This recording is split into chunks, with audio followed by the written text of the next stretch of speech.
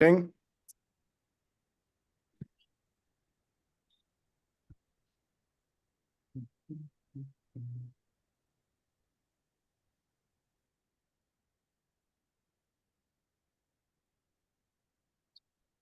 All right. Well, welcome everybody to the Great Education Colorado Advocates Network. This is November 2024, which is kind of hard to believe, but here we are. Today, we should have a really cool meeting. We are expecting a lot of people, so probably expecting some more people to trickle in the next few minutes. But as always, welcome everyone in the chat. Please share your name, your personal pronouns, what city you're zooming in from, and your organization or school. My example is right down there at the bottom, Ben Robinson, he, him, Denver, Great Education, Colorado. Okay. And we'll start off with our vision, which is through public education, every Colorado student, regardless of their zip code, learning needs, language, identities, or the color of their skin, graduates prepared to lead their best life. And accompanying that is our mission, which is that we harness the power of grassroots activism and diverse, inclusive networks to guarantee that public schools in every Colorado community are welcoming and adequately, equitably, and sustainably funded. Okay. Our goal, as always, for the Great Education Colorado Advocates Network is to create a space for us to build community and take action together. We've been doing a really good job of it for the past 3 years or so. So thank you all for coming out, and we're looking forward to a good meeting tonight.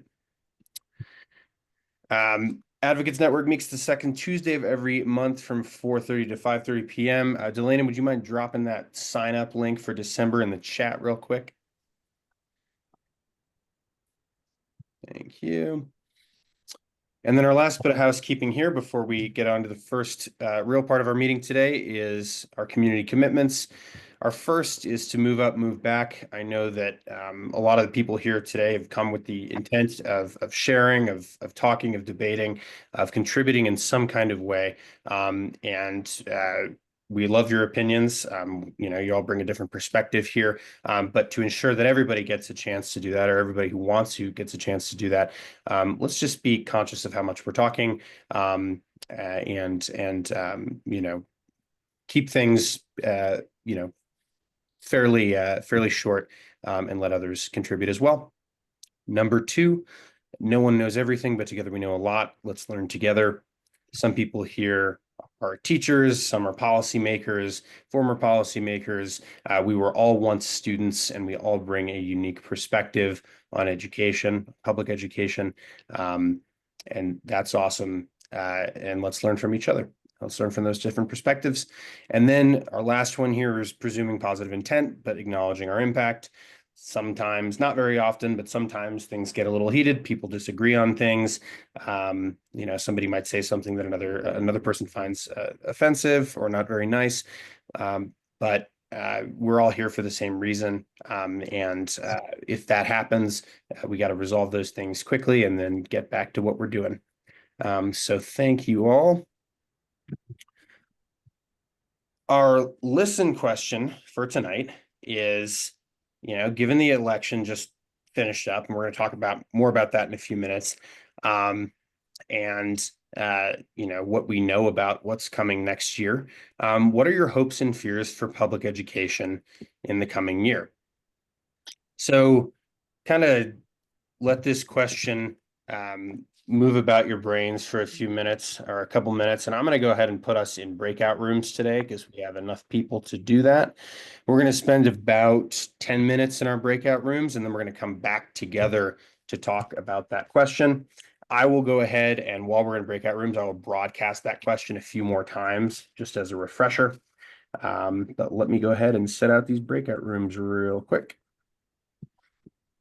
Well, I hope everybody had ample time for discussion in their breakout rooms, and now we're going to bring that back to the big room here and sort of share what we talked about. So once again, that question was, what are your hopes and fears for public education in the coming year? Perhaps in view of the election we just had, in view of what's policies, things that are coming up. So let's go ahead. And anybody can start off, but we're going to spend the next 5 to 7 minutes talking about this. And I will go ahead and call on people. Jen, you want to go first? Who? Jen, oh, you were just laughing. So, Are you calling on me? I didn't know if you yeah, said Jen. I just asked if you wanted to go first because I could hear you. Sure. We had a hard time staying positive, although we did have positive things to say. That luckily we're still Colorado and we have had good local control here. And I didn't say this, but it's going to take a bit for this to happen. It's not going to. He has a list of so many things he wants to happen on day one. Well, he's not going to dismantle public education on day one, but we've got time to, get strong, stay strong. Gotcha. Who else? Well, we talked also about, the fact that this is Colorado, thank goodness, and we got 80 defeated. Abortion is not a direct impact on, well, it does have an impact on education for the students, and that's now in our Constitution. But we also talked about the potential of what might happen to the Department of Education, and even locally, what's going to happen with the state budget, and there's a potential of the BS factor returning because of the budget restraints. I think those are great points, Jerry. Martha. I was gonna, for a piece of hopeful news, though, we will have the blueprint for our children's future, or otherwise known as the adequacy study. I'm not sure I've got the name right.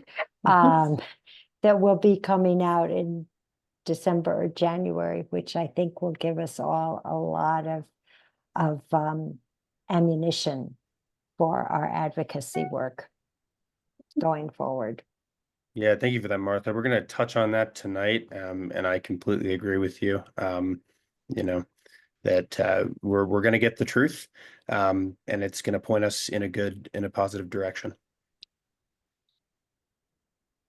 Who's up next?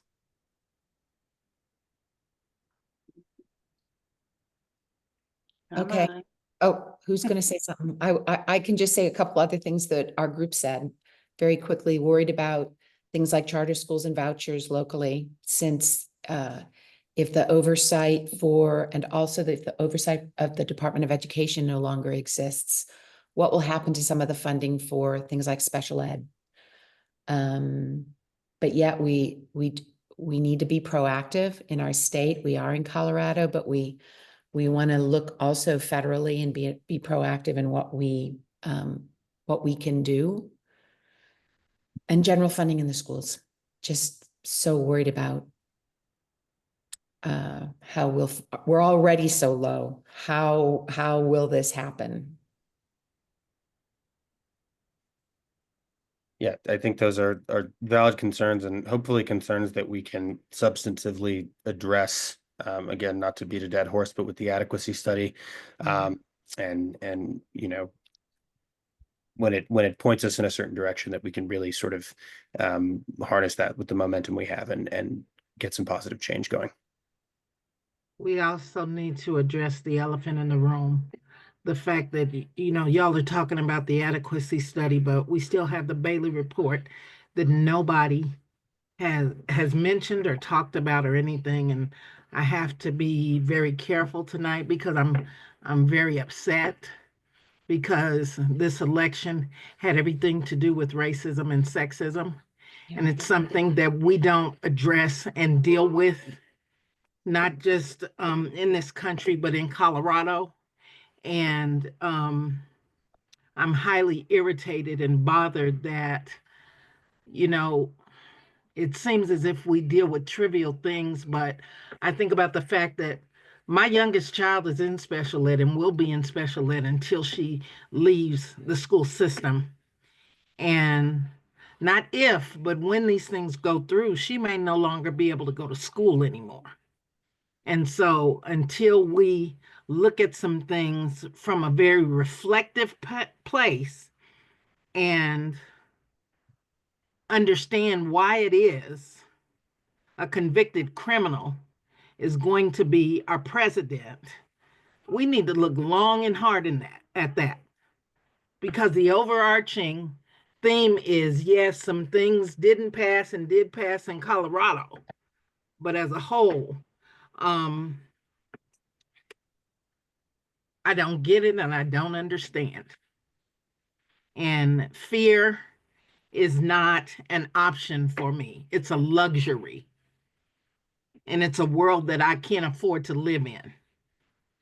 I have a 14-year-old daughter, a 20-year-old daughter, a 22-year-old son, and a 25-year-old son.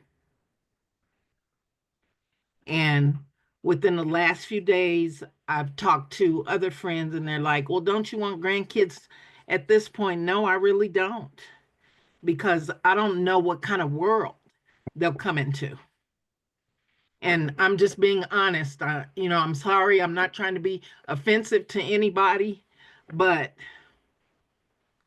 it affects Black people and other people of other ethnic and cultural existences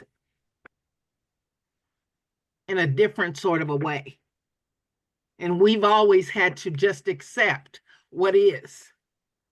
And not any of us work in a way to change this, or people just be okay with it, with not saying anything and standing in the shadows. Well, I know that standing in the shadows can get you killed. And we have got to change this. We have to. We have to. And so, again, I'm not trying to be offensive, but we all have to look at how this is going to affect each and every one of us. And not just from a level of education, but from a level of just humanity. There was, I don't know if y'all saw it on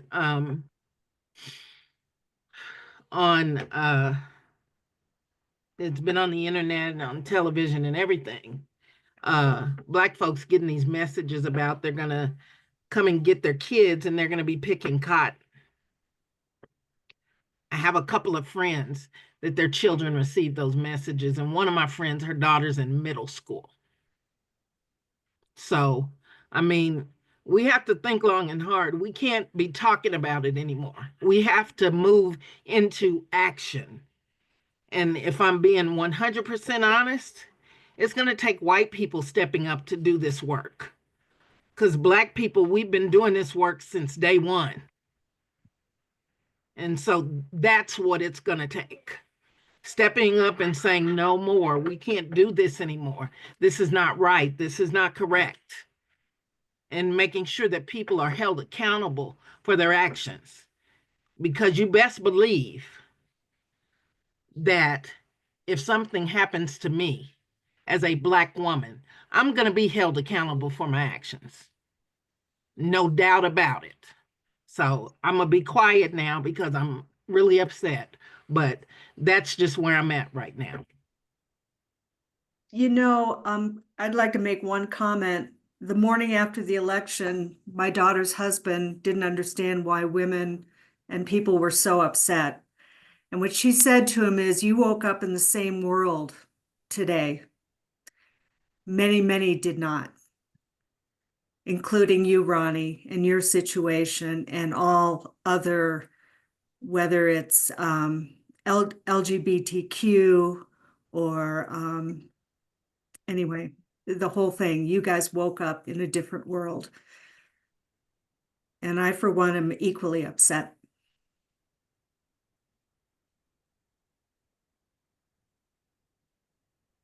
All right. Ronnie, I really appreciate your comments. Thank you, Christy, too.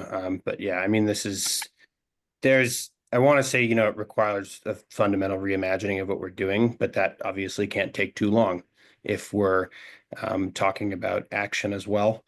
And I think a lot of the times, in meetings like this, we talk about very abstract long-term things. That anytime we talk about policy, it's that. And so I think going forward, adopting a more sort of resistance-minded stance that takes a lot of those things into account um, should be something that we do. Renee, I saw that you had your hand up, and then we're gonna go one more after that, and then we gotta move on. Thank you, Ben. Mine is really quick. It's just kind of to add to that same sentiment. We have families leaving because 92% of our students are Hispanic. Many are undocumented, and they woke up to a different world where we're trying to work internally to protect them, but some of them are just like, we can't do this anymore. We're out of here for their own personal safety.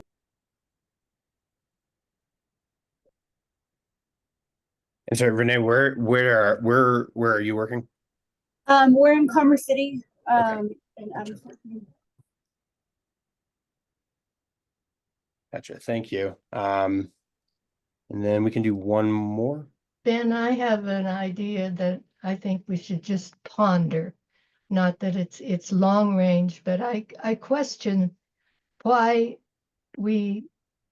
since Trump wants to get rid of the Department of Education, what if we went along with it and said to get rid of the Department of Education? It would go back to where it was before Jimmy Carter's time, where they created the Department of Education. If you took the funding and still had the funding go directly to the states, couldn't we do better in Colorado, because we have a good support for our public education, and we wouldn't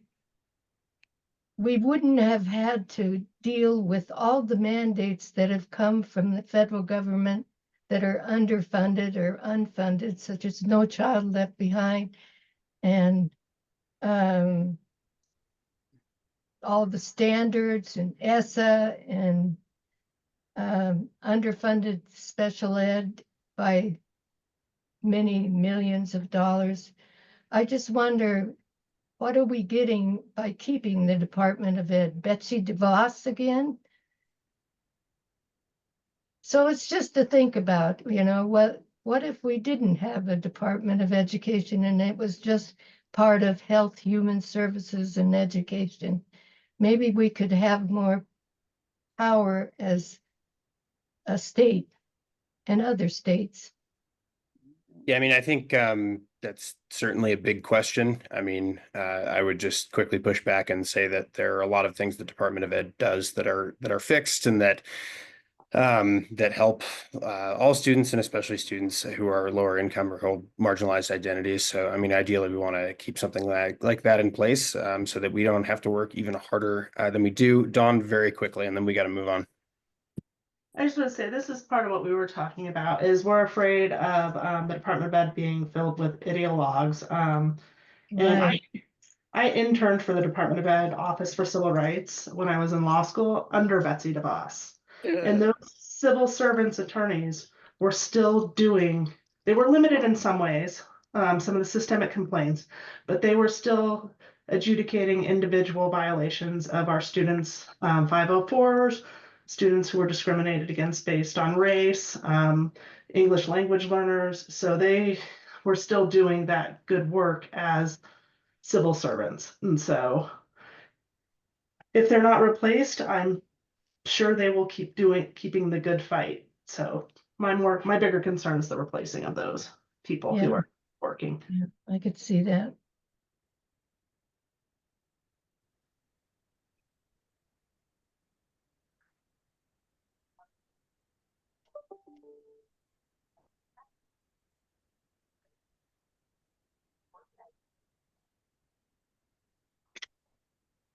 Ben, you're muted. You're muted. Well, there we go. I just said, Dawn, I agree with what you're saying. Basically, I can't remember all that I just said. Anyway, we're going to go on and move on to election recap. This is with respect to the public education voter campaign that we run every single year. So we produce a ballot slate. This year, our ballot slate was small, but very, very important. I think we did a pretty good job of spreading it engaged in a pretty big texting campaign in the past couple weeks. And it is as follows: no on Amendment 80, and then yes on your local mills and bonds. So let's go ahead and break this down. So Amendment 80 did fail. It did not clear the 55% threshold needed to pass as a constitutional amendment. So when you see 51.5 to 48.5, it's actually sort of a bigger defeat than it looks like, because it had to pass that 55% threshold, right? Proponents obviously argued that it was necessary to protect school choice. If you've been on these calls before, or maybe if you haven't been, you know that school choice has been around in the state for 30 years, and that there are no institutional threats to charter schools or open enrollment, and that both Democrats and Republicans in this state really like those things. You know, there have been bills that some people see as threatening, but really there's no major institutional challenge to school choice. So why would we why would we make an amendment protecting it constitutionally? But we saw on this call in this state Amendment 80 for what it was, which was the gateway to privatization, much like we've seen in Arizona. We had Beth Lewis here a few months back, and she explained in grim detail what has happened in Arizona since that passed.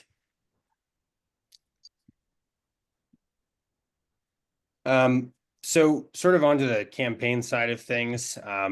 And a big thank you to all of you who volunteered and who spread the word about the No on Amendment 80 campaign and helped us defeat this really nasty initiative. So we sent over 200,000 texts, which is awesome. And that includes people replying to people as well. And then thousands more doors knocked and calls made. Those weren't directly through Great Ed; those were through the No on 80 campaign. But obviously, they helped achieve this result. So yeah, voters weren't fooled. We showed you a graphic a few months ago. Well, basically some results from some earlier polling on this initiative that showed that when people didn't know about 80 and they read that rather innocuous sounding language, they were like, yeah, let's vote for this. This sounds fine. You know, let's protect school choice.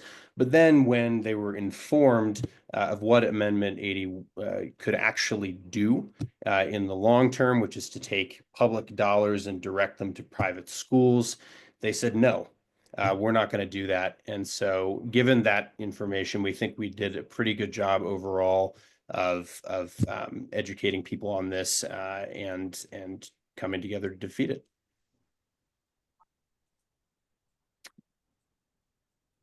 So going forward, we talked about this a little bit during our discussion. This is the blueprint for student success, we're calling it, otherwise known as the adequacy study. But blueprint for student success is a little nicer sounding. It's also student-centric. And what are we doing with this? Well, now and over time, we're going to ask legislators to make good on the recommendations that come out, you know, not just as we've done in the past saying, can you please vote for this or vote against it? Now we're going to have concrete, substantive things that we can go achieve.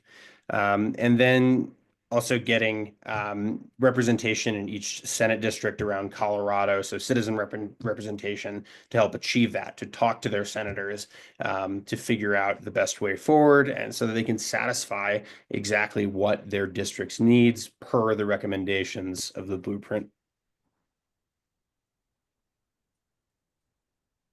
Okay. And on to our next thing here, we're going to talk about mills and bonds.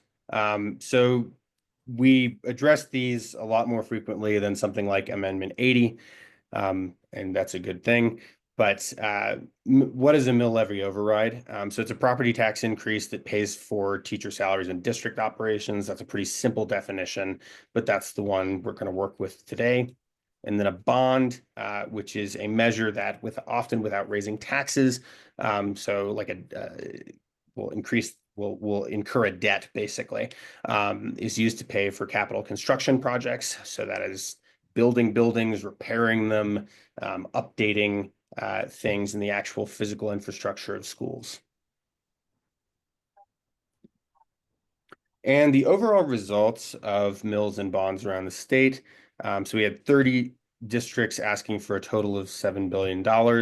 22 measures passed, 19 failed. I talked to Colorado School Finance Project right before this, and that's a little bit under what we would normally expect our success rate to be. But we still got some really good ones passed. And then some highlights. Denver passed the largest bond in district history, which obviously is a great thing. Holyoke passed its first bond in 20 years. So even sort of in the midst of a lot of bad things happening in this election, some unlikely places in Colorado made strides. And then Montezuma Cortez passes its first mill levy override in history of the district.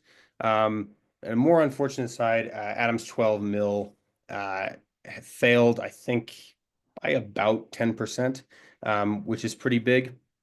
Now, all this data comes from the Colorado School Finance Project.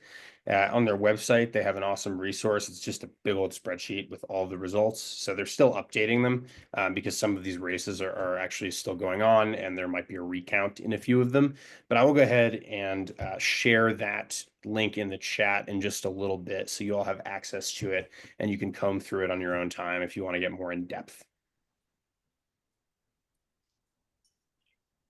Okay. Time for just a couple questions if you all have them before we move on to the next and final portion of this meeting.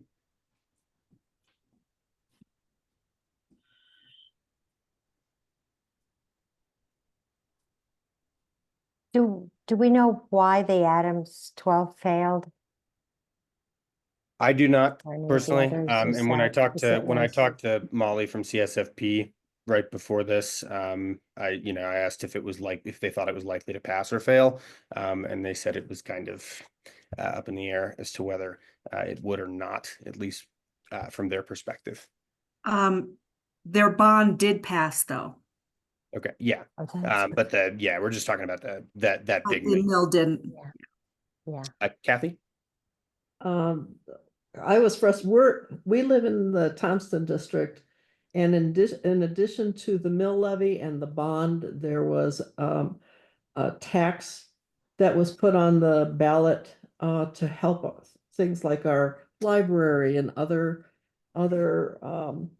needs in the state, in the city. But there was also another tax that was put on for Larimer County. So we were inundated by people asking for money. And I think if there's any way for it to be coordinated a little bit more, there might have been hope, but I didn't think there was going to be any hope with all of these asks at the same time. Interesting. So we're going to go ahead and move on. We can have, if we have time for more questions at the end, we can go ahead and address things then.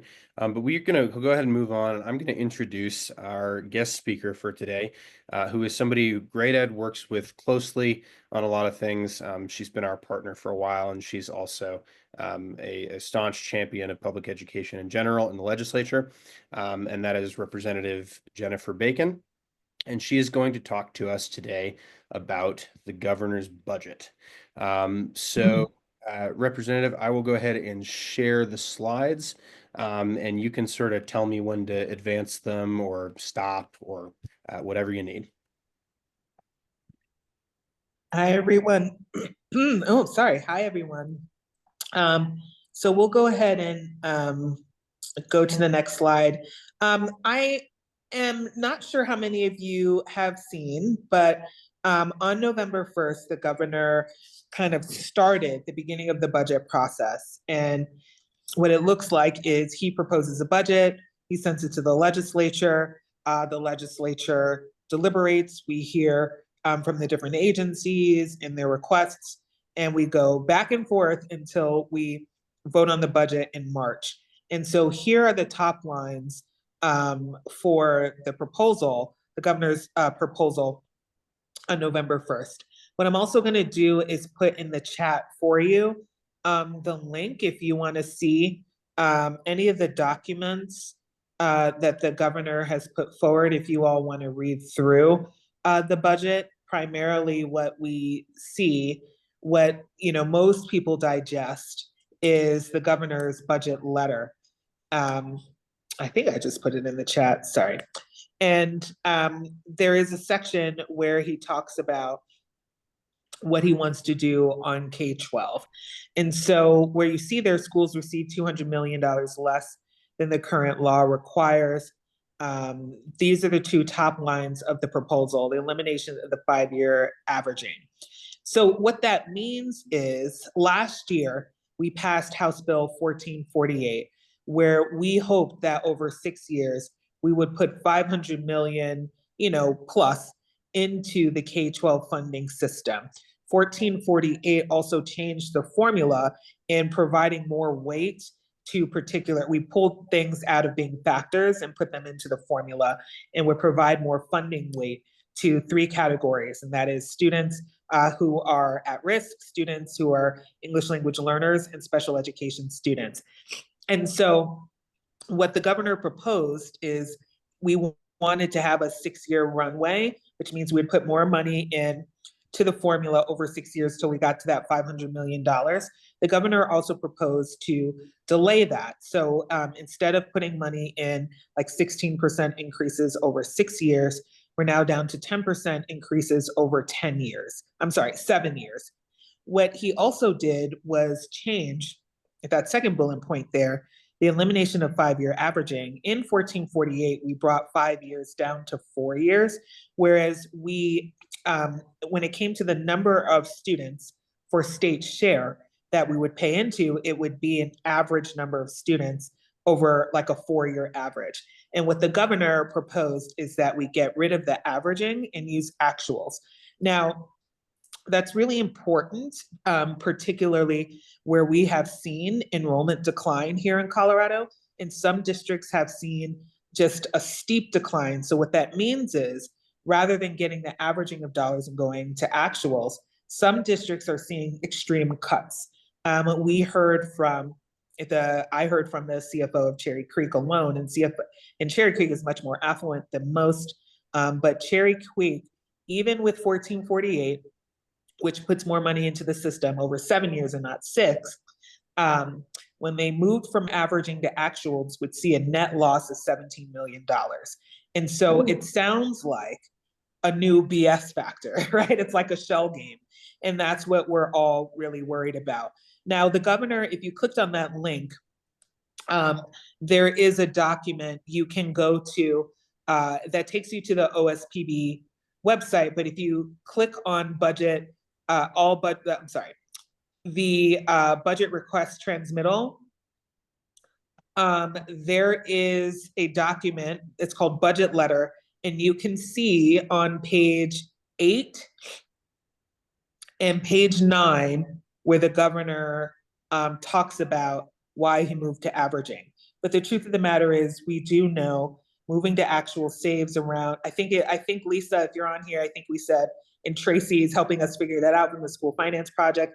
But just imagine between 150 to $190 million, and that's what he's trying to do. He's trying to save money from the state budget, but he's trying to convince us that the BS factor is eliminated and it's fully funded, and 1448 is funded. And what he did, so it's not really, if he changes this mechanism, it means that less money's coming than we anticipated. So we're thinking about requests and what kind of questions to ask the budgeting team to be like, let's just be honest, how are different school districts going to be impacted by this?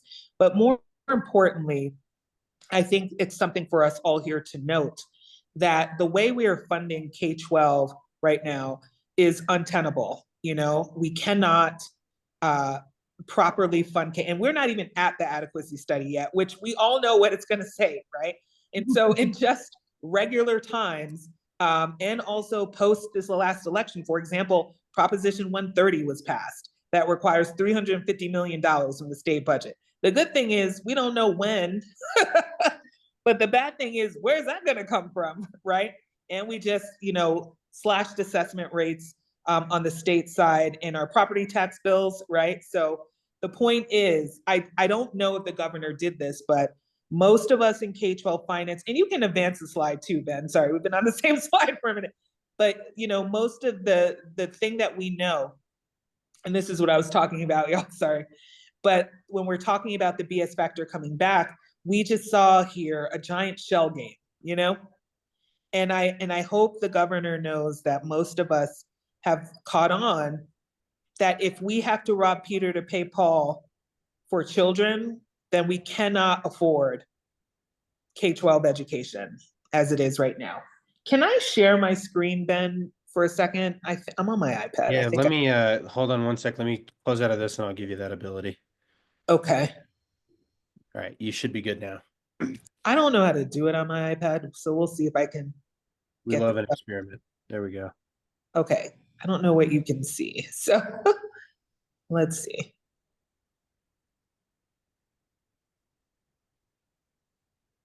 It says I'm sharing screen. I don't know how to do it. Okay. I'm going to stop then.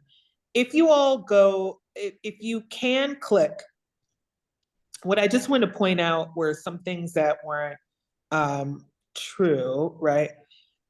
If you can click on the governor's letter, there is a chart there where he makes an argument. He says that Colorado is only one of 9 states that use kind of like an averaging. But if you look at the other states have a few things going on for them.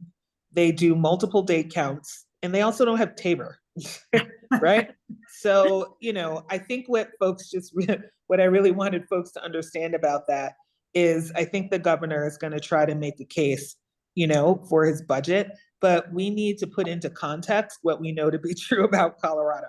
You know, if we're only 9 states that do averaging, okay, fine. If you want us to not, we need a ramp. You can't just stop doing it immediately, right? And we have to talk about declining enrollment with different date counts, not just the October count, and Tabor, right?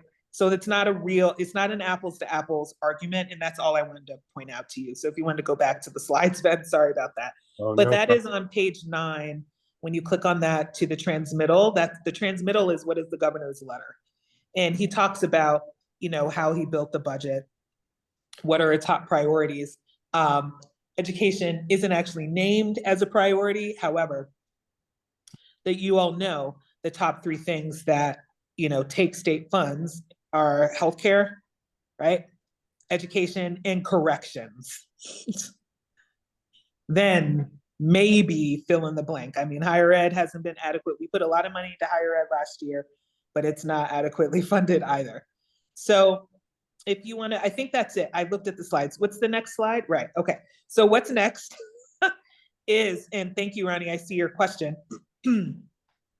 What's going to happen is the legislature, primarily led by our Joint Budget Committee, is going to have to decide what the budget is for this year. But we are going to have to apply pressure and help our colleagues here in the legislature know, along with our neighbors across the state, that the state of K-12 funding is untenable. So what's next for us here is a few things. First, we will see the adequacy study. We may be able to actually see it sooner than January. We are talking about creating a joint committee with House and Senate Education to particularly talk about K-12 funding, where the secret goal is to say we need more money in the system, right? We're going to use the findings of the adequacy study, but also, quite frankly, and this was before, use the governor's budget to make a demonstration that we need dollars, right? He mentioned mill levy overrides, right? Like what this has done is put pressure on local share, which means school districts will try to bond and mill levy their way out of these problems. And what we also hope to show is actually how much money from state share has like come out of like, what is we have seen a decline in the state budget of how much money comes out for state share. And we've also seen our pot kind of shift. So like we've got a lot going on with inflation that could kind of help us. Some people are trying to figure out how to triage, how do we find other sources to put money in the K-12 system. But again, to me, those are Band-Aids, right? Those aren't long-term fixes. So what we'd like to do is, you know, big shout out to great schools, right, coming together. Big shout out to everyone who's trying to think about this work. But if we review the adequacy study and we keep operating like this, even though we can find some fixes, like we may be able to make tweaks to the school improvement fund, not the state education fund here or there, we need to find better funding streams. And so we are talking about what can we do, you know, even 2 years from now, to think about either you know, trying to drive more revenue into the state, which means we're probably going to have to talk about something on the ballot and Tabor, right? And so I do hope that part of this group, when we start pulling together the joint committees to look at our funding, that we do get some sort of advocacy days, right? That we do get some sort of outreach that says K-12 is in dire straits. And if we're in 2025, and our best trick is to go to actuals, then what's going to happen in 2030, 2035, and so forth, right? And so, like I said, if Cherry Creek has a net loss, for those of you who are in Jeffco, right? Like for those of you who are in some of these other districts, we need to keep an eye on that. And so we will need folks to help put out there what, one, if we had adequately funded schools, how great would that be for our kids? What are the dreams that we can make true? And then two, we need to work collectively to just say we are at a point of no return. And it is in the best interest of all people of Colorado to put more money into the system. And we will need every person to advocate for that. And we will need every vote, right? Past 55/65%, if that makes sense. All right, I'll stop there. That was very long. Lisa, did I miss anything? No. Okay. Okay. All right. Thank you very much, Representative Bacon. We've got a few minutes now for questions. I see we already have one, I think. Ronnie asks in the chat, how do we support what you're talking about? And so I think you hit on a little bit of it there, but if you want to go into greater detail. Yeah, well, I do think we're all working together at Great Ed to pull together an awareness campaign and an advocacy campaign for one, to receive the adequacy study and set ourselves up to actually execute off of it, which will require funding, right? And so we do want folks to kind of join us in that work, and to be able to help get the word out so that we can get it done, right, for funding, Lisa. That we need to let our legislators know that they need to be following what's going on with K-12 funding because you all are following what's going on with K-12 funding.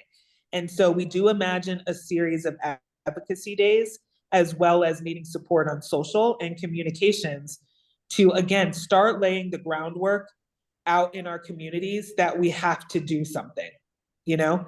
And so we are putting together the resources and presentations to show people like the road is to nowhere with K-12 funding unless we increase our revenues, right? So maybe the governor did us a solid that we had to recognize we had to change how we count to fund schools, but like that means we have to just move the BS factor from here to here, you know, if that makes sense. Other questions? You know, I put in the chat earlier about building out public school strong. And this again brings me to that point. You know, the idea of public school strong is to build teams in every school district. But what else you're doing by building those out is you're getting people active in their own district to help support their school board and things going on there. But they are also in tune with statewide issues and can help form the advocacy, you know, the soldiers in the field to fight for these things.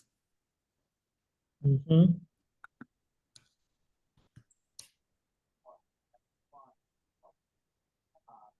We do have in the chat. Dawn says, shared this with Colorado PTA's Legislative Engagement Committee last night, and the members are fired up about opposing these cuts. So thank you for doing that, Dawn.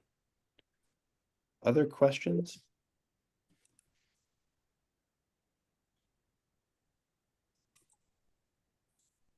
Okay. All right.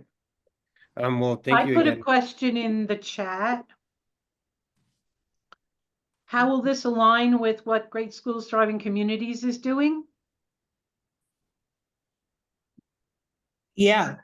Well, I think what we're working on is a campaign, you know, to not only, again, to realize the adequacy study, but to help all of us in community build a narrative so that we can push to get more money into the system, right? Which may have to be a ballot measure. But what we're working on, oh, Lisa, you popped back up. Wow. Sorry. Go ahead, please.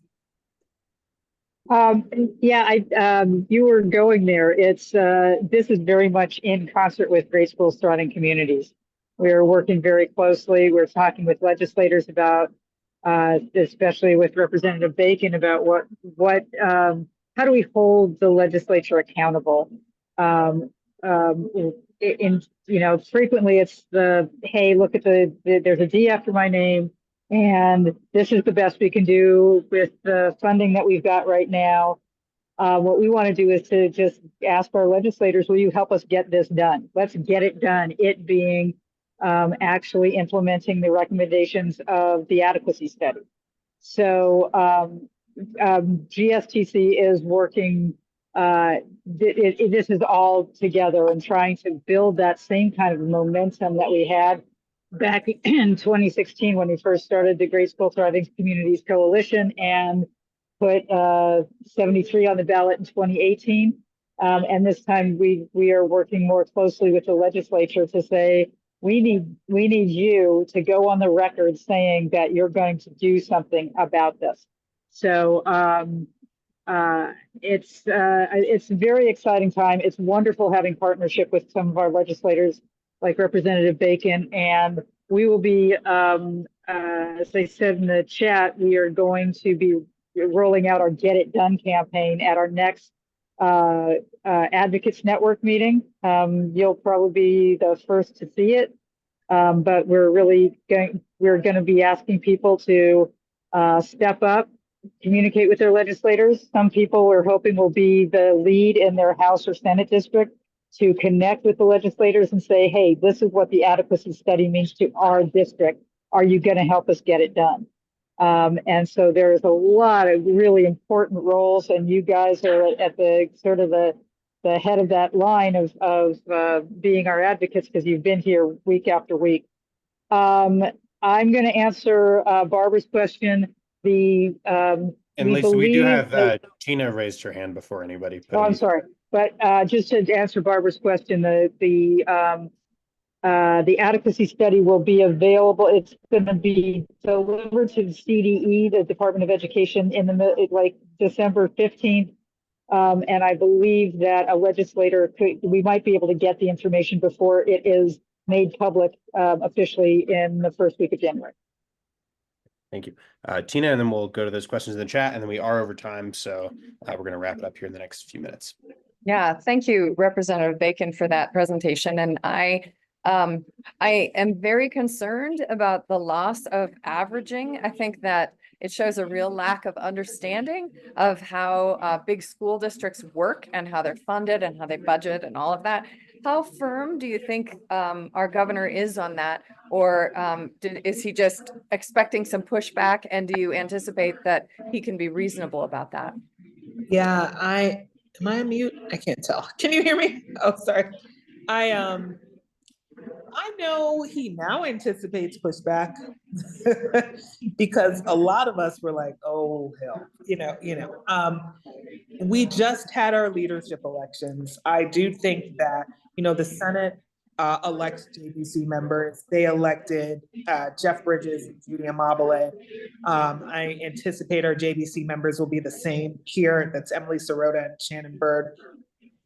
In fact, I think they might be meeting today or tomorrow. So they have heard in the ethos in the air that we feel some kind of way about this. And so the question is, it'll just be, where do we get the money from to balance, And they'll have to go back and forth with different agencies, excuse me, in the governor, because I do believe he thinks this cut is $140 million he can use elsewhere. Thank you. Thank you. And then Ronnie in chat, when you all talk about adequacy studies, how does this frame the action? How does, I'm sorry? So Ronnie, if you could clarify.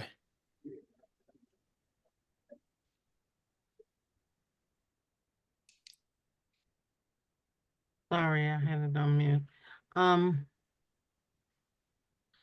Y'all are talking about adequacy studies a lot and things of that nature, and I'm wondering, how does this even frame the work that we need to do? Because I know as it pertains to education, I know that I live in Denver and I don't live in some of the other districts, but I know that in Denver, they also had the Bailey report and things of that nature. So I guess my questions are around, why do we keep studying things and why don't we implement and follow through? Because in my mind, that's the only way we're going to get education funded.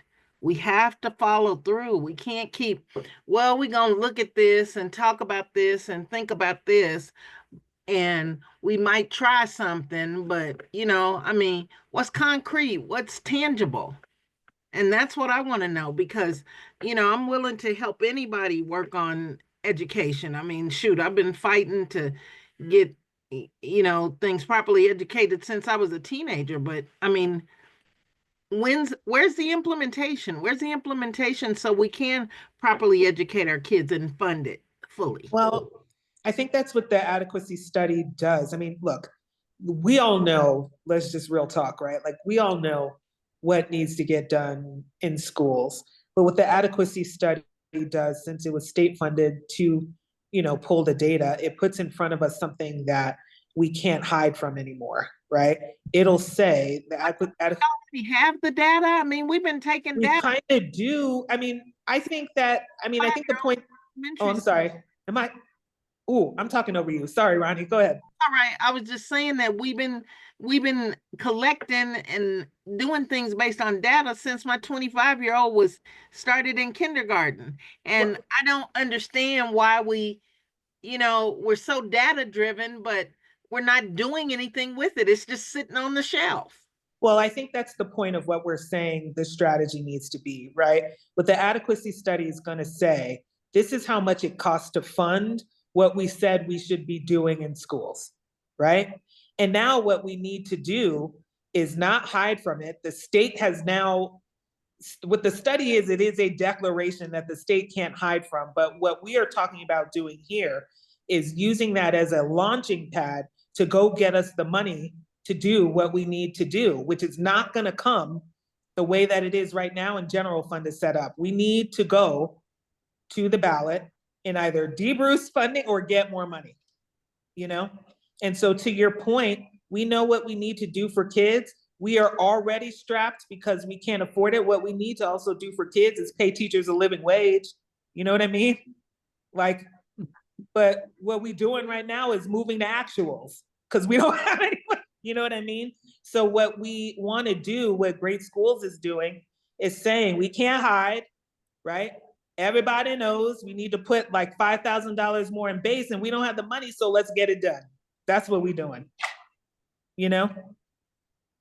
And so I know, Ronnie, for those of you who don't know, I met Duran Turner at Denver Public Schools where it was like, right here, do what you need to do for kids. I feel you, you know what I mean? But I think all I'm just trying to do is connect the dots. Like, we're all right here. We all know what we need to do. But a very real thing is how much money we have. And we have to use these next 2 years to get it done and to figure out how we can get folks to believe to put more money into the system. Because we cannot survive like this. We can't. Can I bring up a point about the adequacy studies? Ronnie, this is the first time that the state commissioned their own adequacy studies, meaning that it's the first time that they have to take ownership of it. Mm-hmm. The ones that have been done in the past have been done by outside entities. So this time, the legislature commissioned this and paid for it. So, because people ask, well, what do you mean you need more money? What does it cost to actually educate a kid? And that answer is what the legislature went out and got with these adequacy studies. So we'll finally have the answer to that question. Right. And to Evie, your point, there are two, and they were commissioned to do there were two different approaches that they were taking to determine adequacy, and both of those studies will be used to feed off of each other to get a well-rounded answer on how much we need to fund education to do what we said we need to do. Well, we are almost 10 minutes over, and I want to be mindful of people's time, but I thought this was a great meeting. Lots of really good discussion. And thank you again, Representative Bacon, for presenting on the governor's budget. I learned a lot. So I hope everybody else did too. And we will see you in December, the last month of the year, which feels odd to say, but it's true. So thank you, everybody, and we'll see you soon. All right.